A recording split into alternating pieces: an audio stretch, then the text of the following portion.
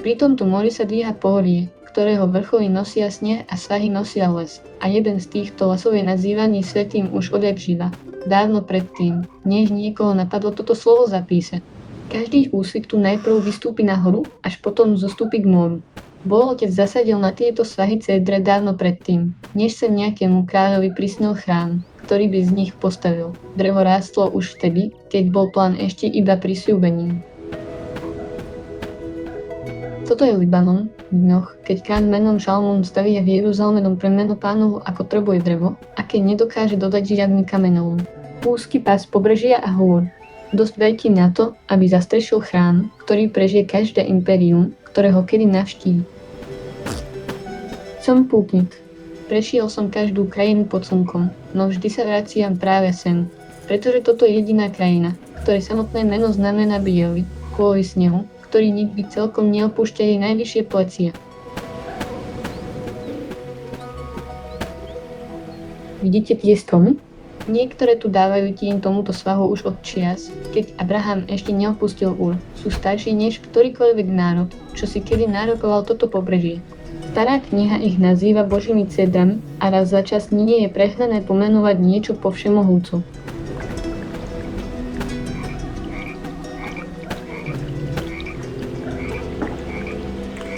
Toto pohorie má dve tváre, bielu nad hranicou lesa, zelenú pod ňou a vôňu, ktorú západný vietor znáša až dolu k moru. O jeho búrkach si povieme neskôr. Najprv najstarší zákon každého drevorúbačského tábora. Oheň a strecha, ktorá vám neklapká živicu do večera.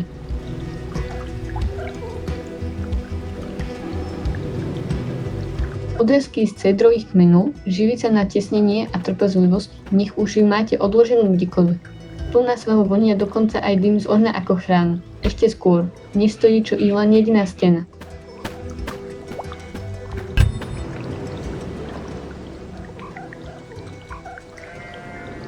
Poznámka pre toho, kto tu chce prežiť. Schádzajte podľa hrebenia, nikdy priamo dolu spádnicou.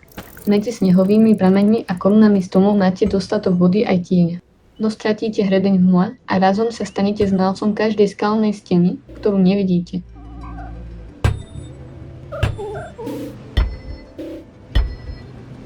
Tábor drevorúbačov, štýl cédrovej hory. Naprieč všetkými vekmi, čo prídu potom, si tu drevorúbači postavia presne takýto prístrešok, chatač na spanie, brúsny kameň na pilu a hromadu opracovaných kmeňov, čakajúcich na dlhú cestu dolu k moru.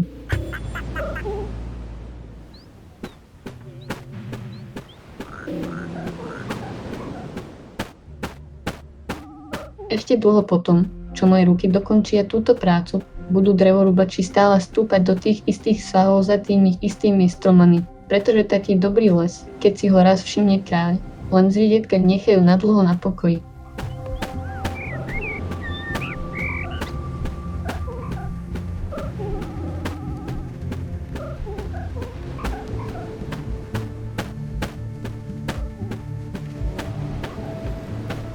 Praktická poznámka medzi väzmi. Kacajte len toľko, koľko svah unesie a mladé stromy vždy nechajte stáť.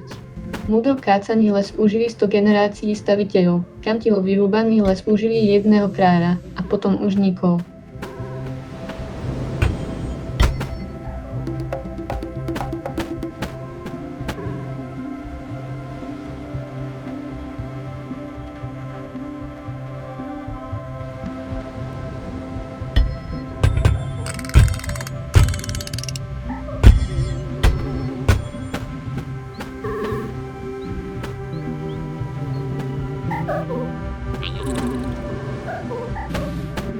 Potoky stopiaceho sa snehu sú na dosah sluchu a predsa, vykopte si studničku poriadne, pútnik.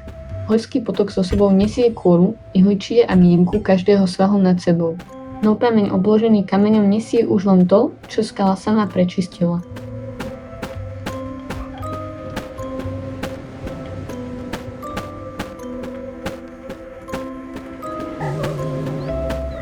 Čísla pre zvedavých. Toto pohorie sa dvíha cez 3000 metrov nad morom a za jasného rána môžete stať na snehu a stále vidieť more dolu.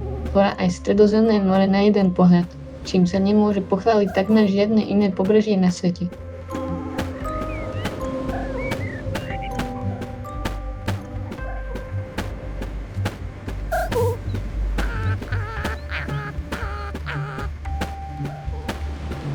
Sobežne s týmto pohorím, cez údolie, ktoré je odtiaľto sotva vidieť, sa dvíha jeho sesterský chrbát hôr, korunovaný štítom tak vysokým, že nosí sneh ešte dlho potom, čo ho ostatné hory tejto krajiny už dávno odložili.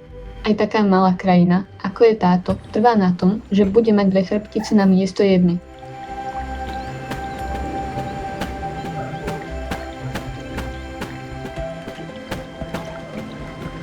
Východ slnka na hranici snehu a každý štít pozdĺž tohto pohoria sa mení na kované zlato skôr, než prístavy dolu vôbec otvoria svoje brány. Najsté tu podpisuje svoje dielo bielou aj zlatou farbou zároveň a nikdy neopakuje ten istý podpis dvakrát.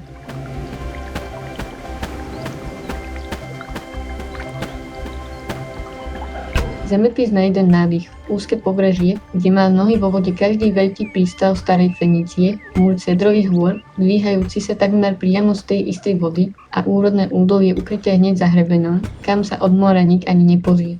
3 pásy krajiny, poskladané ako list.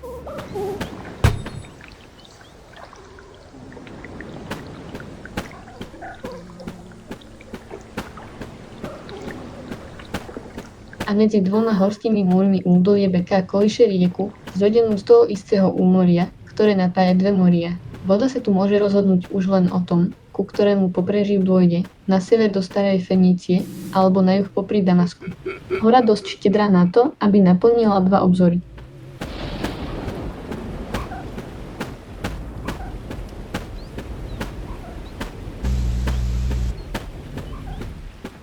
Stará pamäť hovorí, že storočia pomalých časov bude kráčať na sever, práve do tohto kraja, do krajiny Týru a Sidonu, muž z Nazareta, a uzdraví dcéru cudzinky, ktorá nikdy nepočula do jeho vlastnej zeme.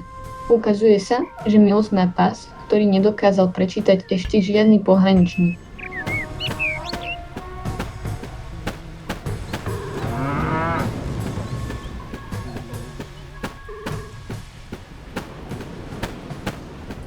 V týchto dňoch patrí pobrežie skôr 2 sesterským mestám než jedine korune, Týru a Sidonu, každé so svojím vlastným kráľom, každé žiarlivé na prístav toho druhého a obe, aspoň raz, vo výbornom vzťahu s mladým kráľovstvom, ktoré rastie vo vnútrozemí okolo Jeruzalema. Dobrí susedia robia dobré ciedrové obchody.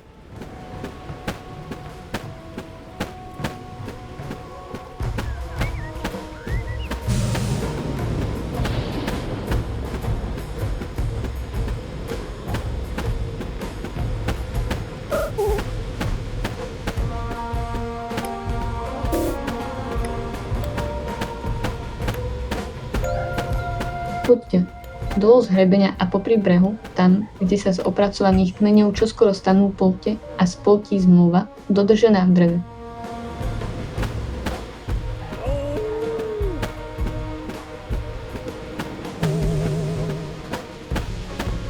Prich pod cedrovým svahom.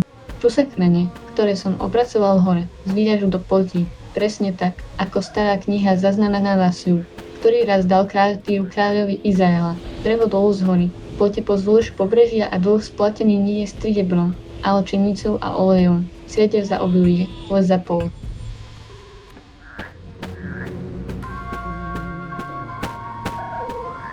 Tu sa práca meria splavenými kmeňmi, nie kázňami. Na každý jeden trám, čo dorazí do Jeruzalema celý, pripadá tucet rúk, ktoré ho viedli dolu horou, pozdĺž pobrežia a hore svahom, na ktorý nikdy nepostavili vozovú cestu. Zapamätajte si tento počet, všetci, čo si myslíte, že chrám rastie rýchlo.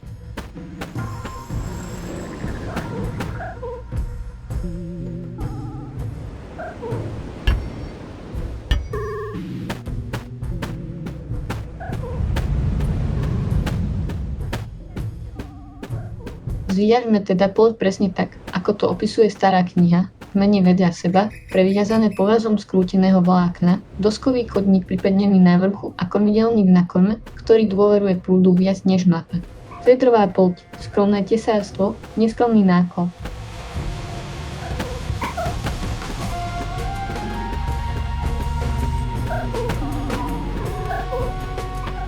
Múdrosť prežitia na tomto pobreží. Nikdy nepláte post proti vetru od mora, iba z ním. Priaznivé more donesie dobré drevo jemne domov, kým bočné voľnobytie rostú si celú sezónu kácania po každej skale medzi tu a Sidonom.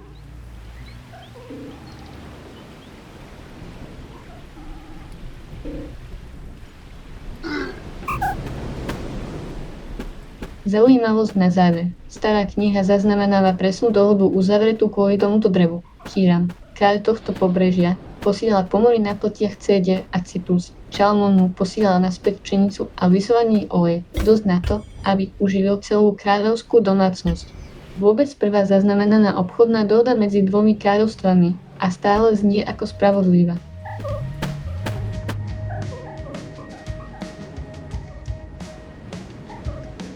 Ani céder za nami nie je obyčajné drevo.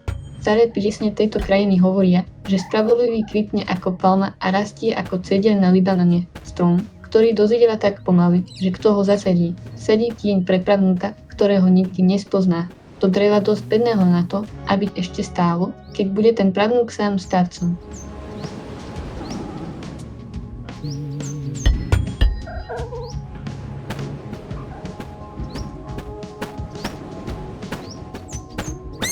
Lekcia od cedry. Zadarmo. Drevo odoláva hnilobe, nedbá na hmyz a vonu si udrží celé staročia. A presne preto túto horu naprieč vekmi do náha obrali kráľovstva troch rôznych ríš, každé presvedčené, že jeho chrám či flotila ho potrebuje viac než ten druhý. Aj tá najlepšia súrovina musí prežiť vlastnú povesť.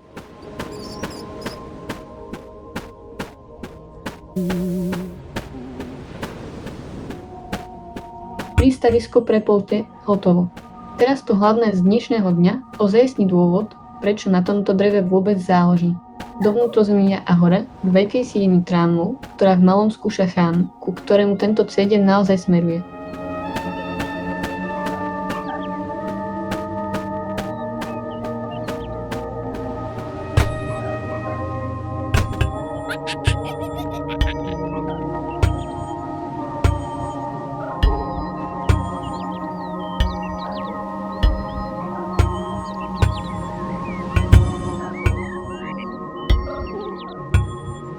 Veľká cédrová sieň.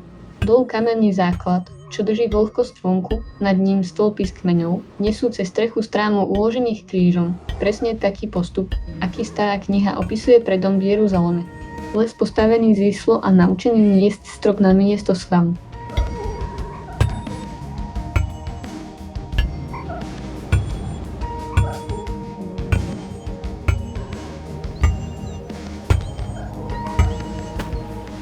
Stará kniha si na túto prácu vedie presný účet. 30 000 mužov povolaných na túto robotu, vysielaných hore v zmenách po 10 000, 1 mesiac na tejto hore, 2 mesiace doma s rodinou, aby žiadna domácnosť v Izraeli neostala bez otca príliš dlho. Ani chrám nemal dovolené rozbiť rodinu.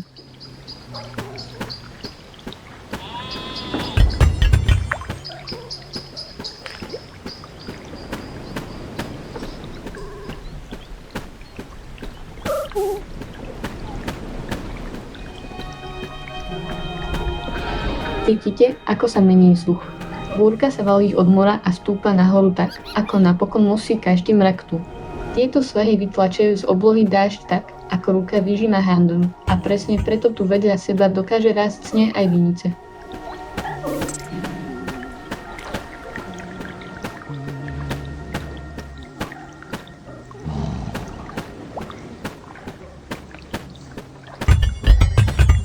Pod touto spolovice postavenou strechou, kým na ňu bubnuje dážď. Príbeh, na ktorý sú tieto dve pobrežné mestá najhrdejšie. Ich námorníci budú o stáročie neskôr voziť pomaly viac než len cédier a purpurové plátno. Budú voziť súbor niečo vyše 20 jednoduchých znakov, prvýkrát vietých v prístavnom meste na sever odtiaľto, ktoré sa každý obchodník naučí za sezónu, nie za celý život.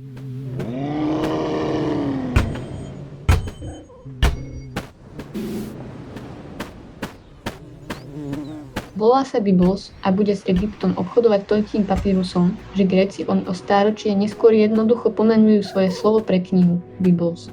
Každá Biblia, aká bola kedy vytlačená, nesie potichu vo svojom vlastnom názve meno tohto pobrežia.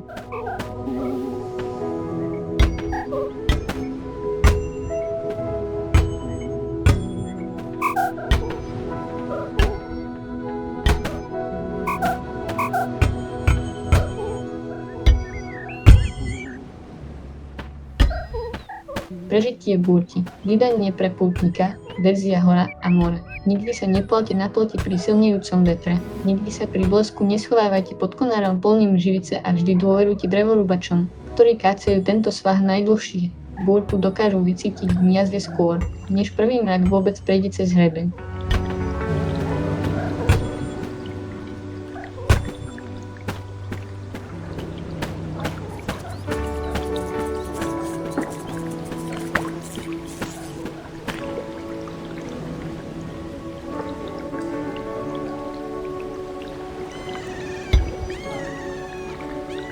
A znova dúha, klentá medzi zasneženým štítom a morom tak, ako ju dokáže zajamovať iba táto úzka krajina. Jeden koniec spočíva na ďalej. Druhý sa noria do modrej, ako by otec chcel práve tento prísľub odsútiť z toho najlepšieho možného úhlu.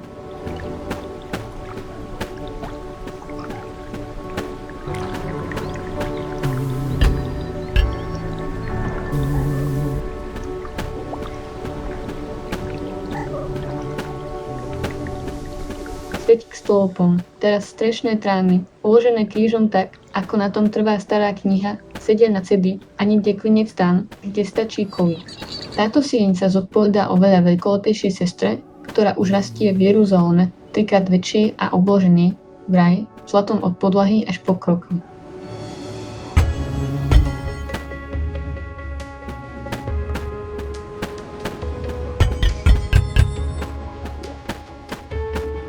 Kým osádzam kolíky. Dolu v prístave rybári vyťahujú malého trnistého mätkyša, ktorého nik nie je a každý chce, pretože otvoreník presne tú pravú chvíľu vykrváca farbu, akú na zemi nedokáže napodobniť žiadne rastlinné farbivo. Celé pobrežie čoskoro bude na veky jemne páchnúť po mori, ktoré oúpuje o jeho farbu.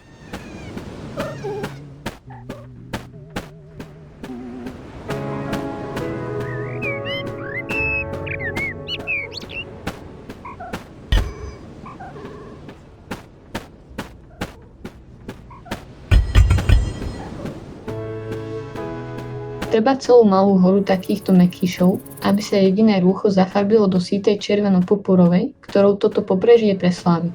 Toľko ich rozdrvia, uvaria a zredukujú, že farbiareň ucítia cestovatelia dávno predtým, než ju vôbec uzvú.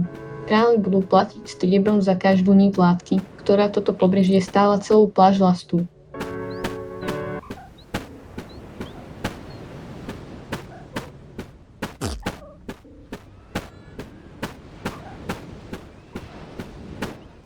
Zíderacia prehliadka tohto pohoria. Orly skalné, unášané vetrom nad hranicou cédrov, diviaky, pijúce v podraste pod nimi, dámany, vyhrievajúce sa na teplých skalách ako malé výbory filozofov a niekde stále, hoci každým rokom vzácnejšie, posledné z horských leopardov, kvôli ktorým tu kedysi každé stádo spávalo s jedným okom otvoreným.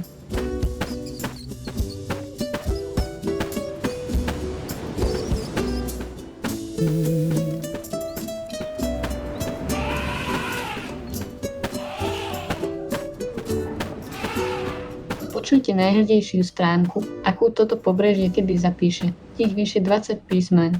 Prvýkrát vyvitých v Biblose poputuje s fenickými námorníkmi do Grécka, kde sa z nich stane abeceda. Z gréčtiny prejdú do Ríma a z Ríma do každého jazyka, ktorý odtedy zapísal príbeh tejto krajiny na stránku. Každé písmeno, čo ste kedy čítali, bohuje tomuto pobrežiu dlh, ktorý nikdy celkom nesplatí.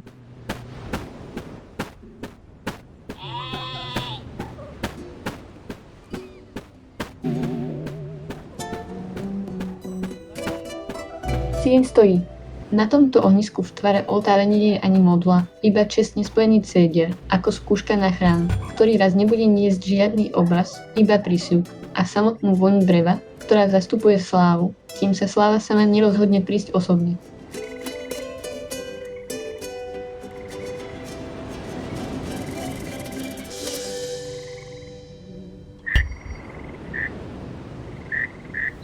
Táto sieň, tak ako ju znova staví a pamäť, je len skúškou v malom preto, čím sa tie isté kmene stanú v Jeruzaleme. Dom obložený cédrom od podlahy po strop, tak, že v jeho stenách nevidno ani jeden kameň a celý vyrezávaný palmami a rozvitými kvetmi, ako by stavitelia chceli, aby les nasledoval drevo až dovnútra.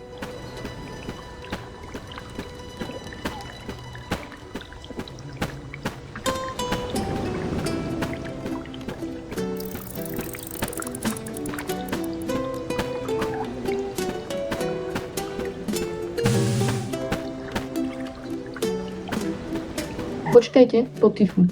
Divá koza zostúpila z hranice cédrov, aby si obzrela naše tesárstvo, presne taký tvor, pred akým stará kniha varuje, že sa nikdy nesmie dostať blízko mladého stromčeka. Napriek tomu drží od dreva úctivý odstup, ako by už vedela, že tento konkrétny haj sa zodpovedá vyššiemu hajníkovi, než sme my dvaja.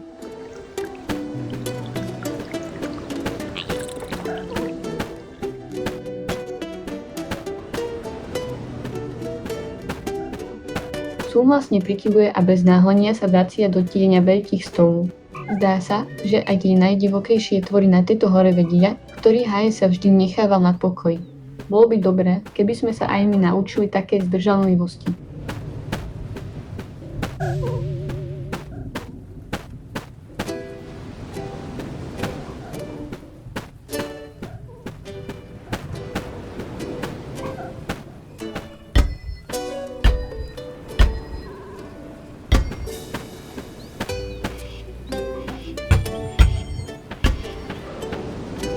Svetlo dozrieva pútnik.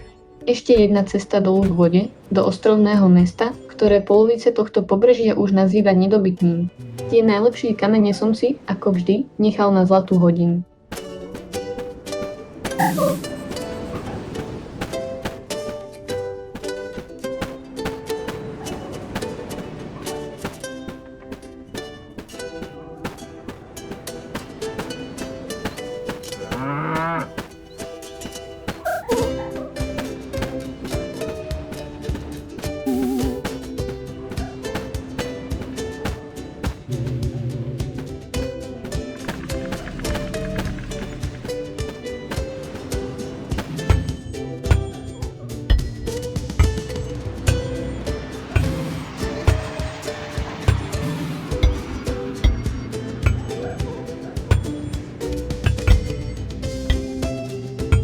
V starom jazyku skala, meno, aké sa hodí mestu, ktoré samo seba z polovice postavilo na skalnej doske, stojacej mimo dosahu brehu, v bezpečí pred každou armádou, ktorá kedy pochodovala týmto pobrežím bez toho, aby vlastnila aj flotilu.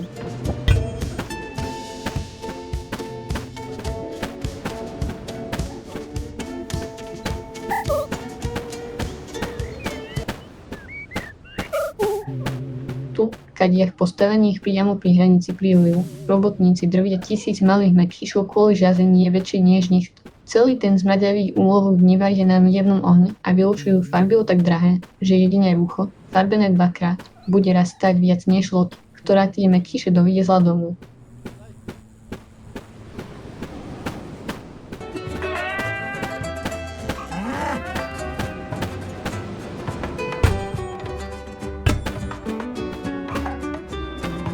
Túto farbu nazvú tírsky púpol a ešte 1000 rokov po mojej návšteve bude označovať cisárov aj kardinálov rovnako, pretože žiadna rastlina, žiadna bobula, žiadny nerast na zemi sa nevyrovná takej hlbokej červeni ani takému pravému púpu.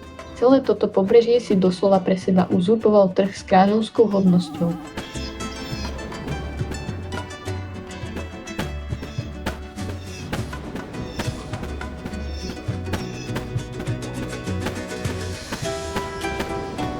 Kúsok ďalej pozdĺž toho istého pobrežia pristavia si dom.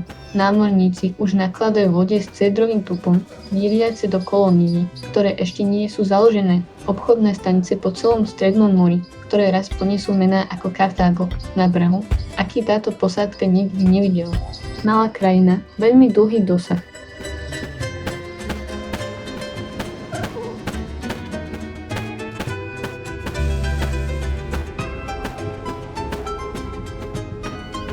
Tak sa vraciame, tak ako celý tento deň, k tej prvej zmluve medzi dvomi kráľmi, pretože ozajstným pamätníkom tohto pobrežia nikdy nemal byť púpor ani dokonca cédier.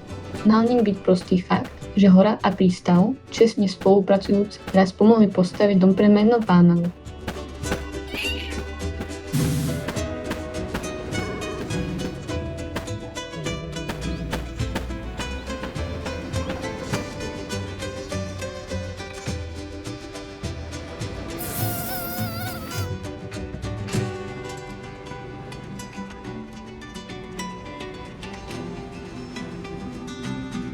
Teraz ticho pre západ slnka nad vodou. Najprv zlatá, potom presne tá červeno-fialová, po ktorej celý deň pátrali farbiarsky kade, potom modrá tak hlboká, že zasnežené štíty za nami sa menia na striebro, on aby jej stačil. Žiadny komentár by to neuniesol. Ani sa o to nebudem pokúšať.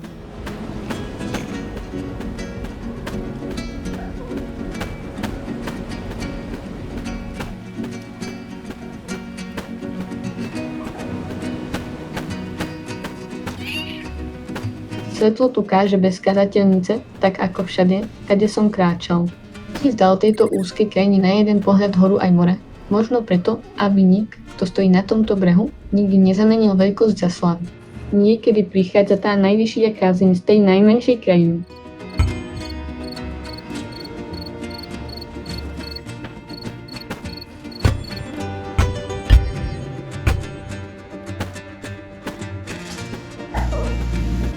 Lampáše pozdĺž steny farbiárne, môj malý týr, čakajúci. Dnes večer netreba púrpur. Jediná farba, akú tento oheň naozaj potrebuje, je obyčajná oranžová plameňa, ktorý robí presne to, čo plameň robí odjakživa.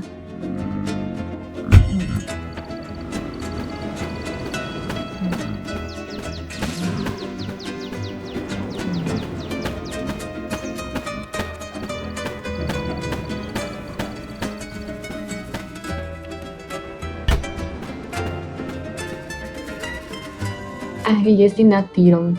Keď ich sledujete, ako vychádzajú nad takto tmavou otvorenou vodou, pochopíte, prečo námorníci tohto pobrežia dôverovali oblohe viac než brehu. Každý svetelný bod tam hore je zároveň bodom na mape, ak ste sa plavili dosť dlho na to, aby ste ju vedeli čítať.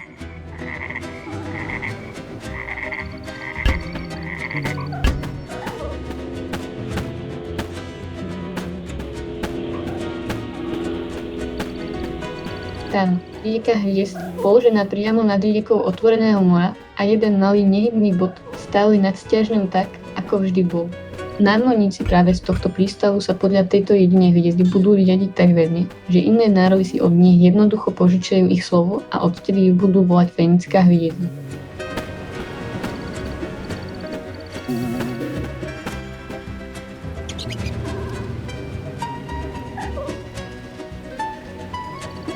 Pod presne touto oblohou, o stáročie neskôr, cudzia žena práve z tohto pobrežia poklekne v prachu pred unaveným rabínom a poprosí iba o odrobinky a on jej povie, že jej viera je veľká. Dôkaz, ak ho toto pobrežie kedy potrebovalo, že otcov stôl nikdy nebol taký úzky, ako ho niekedy vykresľovali mapy jeho vlastného ľudu. Zo všetkého, čo ma toto pobrežie naučilo, mi práve toto pripadá najtešujúcejšie.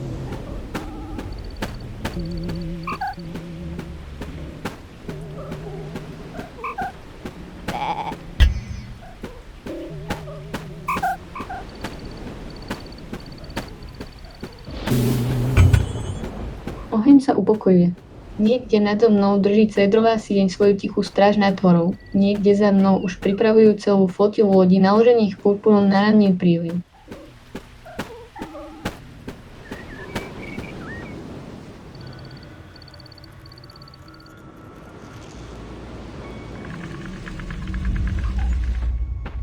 O toto drevo a tento purpur sa budú uchádzať ríše ešte dlho potom, čo odídem. Egypt, Asýria, Babylon, Rím a o stáročie neskôr moderná krajina, jednoducho nazvaná Libanon, s cédrom stále na vlajke, hoci veľké haje sa zmenšili na pár strážených svahov, ktorých sa mnísi a dedinčania odmietajú vzdať. Ani jedna ríša si tie stromy nikdy naozaj nevlastnila. Iba si ich vždy požičala. Toto bol Libanon, doba Šalamúnova. Cédre dosť vysoké na to, aby zastrešili chrám. Polte dosť trpezlivé na to, aby ich uniesli a prístavné mesto, ktoré zafarbilo polovicu starovekého sveta do purpuru, aký nedokázal namíšať nitiny. Na budúce, opevnené mesto na starej karavánovej ceste a samotná ulica zvaná Tirana, kde raz prenasledovateľ osopol a vrátil sa vidieť všetko iné. Dovtedy, nech vaše drevo pláva rovno, nech vaše farby nikdy nevyblodnú skôr, než sa dopojí ich príbeh a nech tichá otcová láska udržiava váš oheň teplý. Nech ste dnes večer kdekoľvek pod týmito hviezdami a počítajte svoje vlastné požehnanie. Dobrú noc od libanonských cédrov.